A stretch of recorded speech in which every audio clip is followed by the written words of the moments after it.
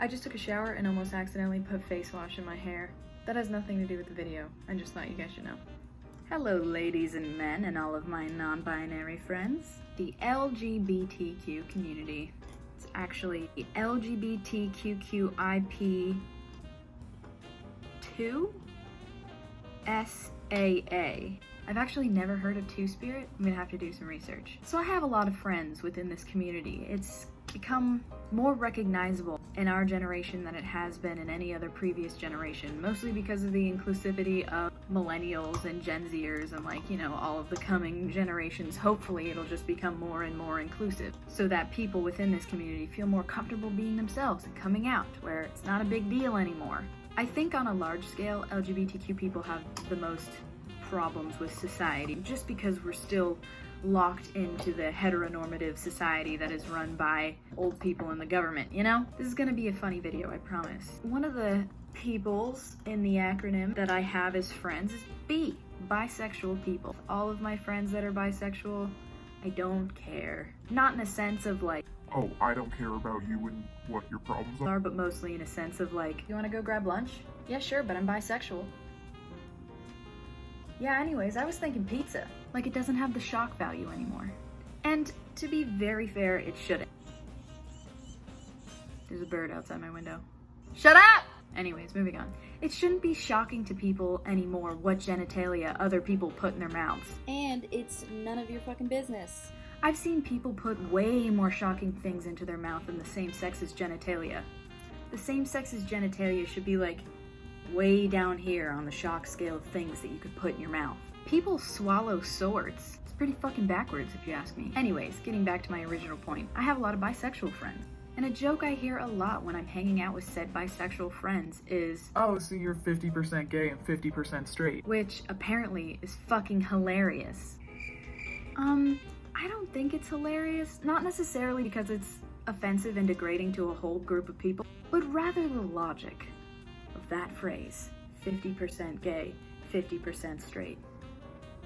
For instance, I was with one of my bisexual friends and their significant other who happened to be a man and she was a woman, and that's totally fine. That doesn't mean she's no longer bisexual, it just means she's currently dating a man. And we were out getting lunch or whatever, and there's happened to be a window across our booth on the side to where we could see the people walking around in the area that we were at. And my friend looks over and she goes, "Wow, look at those nice titties." And of course I look over and I'm like, wow, yeah, those are some A+ titties. But the guy's sitting over there just totally freaking out yeah, I will, but just to appreciate them objectively, obviously your titties are the best, but you said look at the tits, so I'm gonna look at the tits. Basically having a fucking stroke. Besides the point, the conversation ended on the joke, oh, you're 50% gay and 50% straight. And he sat there smiling like an idiot, waiting for either one of us to laugh. So I look at him in defense of my friend, and clearly from the dumbass look on his face, I have to break it down for him. Do you like strawberries? Well, yeah, I like strawberries. Perfect, nice. Do you like bananas?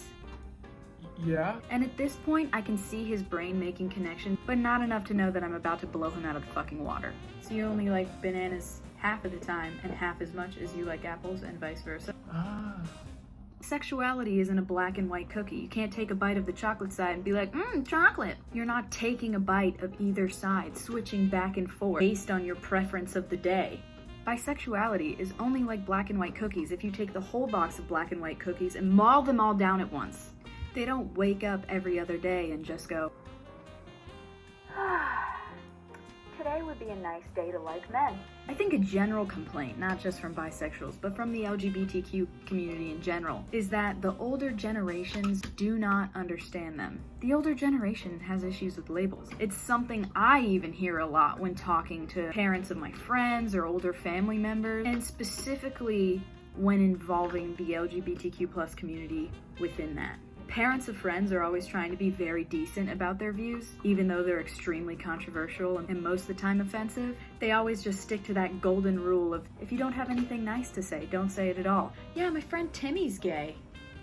Oh, that's just, I'm gonna go get some, water. Which is honestly preferable to what my older extended family does. But it's because they don't understand. And to be fair, a lot of my generation doesn't get it either. However, the key difference is how we cope with ignorance. I grew up in a society where if you didn't fit in. It was kind of like, Okay, whatever. and you moved on. Like in high school for me, you got bullied for stuff like not being good at video games or like being basic, you know? Like if you were just the white bread version of your race, or if you didn't have anything cool or special about you, or like, I don't know, if you were like a blatant asshole. So generally speaking, if someone stood out, it was celebrated to an extent. Maybe that's just... Can I help you? And maybe that's just because if we're gonna look up from our phones, it better be for something awesome. For instance, it could be a situation like, Oh my god, there's Jessica drinking at Starbucks again, walking around in her Birkies and or Uggs. and then someone else could involve themselves in the conversation like, You know she tops the local leaderboards in Call of Duty, right? Really? Oh yeah, she can and will electronically murder you. and now Jessica's cool, just like that. However, it was the exact opposite when our parents were kids. If you were good at video games, you were the loser nerd shut. If you stood out at all, people noticed. Because they didn't have cell phones or computer access the way we do. All they had to do in a day to entertain themselves was look at people and be angry about shit. My mom told me one time that kids used to be made fun of for wearing the same shoes 2 times in a week. Seriously? My dog has chewed the hell out of these, and I would rather wear these every day than put any effort into tying laces. I had buddies in high school who were literally like the real-life cartoon renditions of themselves, in the fact that they just wore the same stuff every day. And no one cared at all. No one even took a second look. But this ideology of constantly being watched and judged psychologically damaged our parents. So now that if anything's different from what they're used to, it's like, oh, hey mom, this is Timmy and his boyfriend Jim. And she just starts twitching, and you can see the unchecked emotional trauma building inside her as she remembers how when she was 15, someone made fun of her for wearing the same shoes 2 days in a row. And how dare Timmy walk himself up in here confidently with his boyfriend and be all different if I can't even wear the same shoes twice in a day? Fuck you, Timmy! I tried talking to an older person the other day about the new social climate, and LGBTQ just happened to be a part of that discussion. And they said, I just don't understand why kids these days need to put a label on everything. Like, why can't you just live, you know? Transgender, gay, lesbian, bisexual. You don't have to have all these labels on yourself. and I thought about that for a moment and replied with, well, part of the social climate today is also adjusting to people who decide to not label themselves at all. And the look on their face was as if I just bent over and talked to them out of my butt cheeks like Ace Ventura. Complete confusion. So I elaborated. That's why some people use they, them, gender-neutral pronouns. And that really upset this person. Not only because their deep, unchecked rage of not being able to understand something, but because nothing they were going to say couldn't possibly contradict their original point. Naturally, like a caged animal, they lashed out. You can't use they, them properly in a sentence when referring to one person.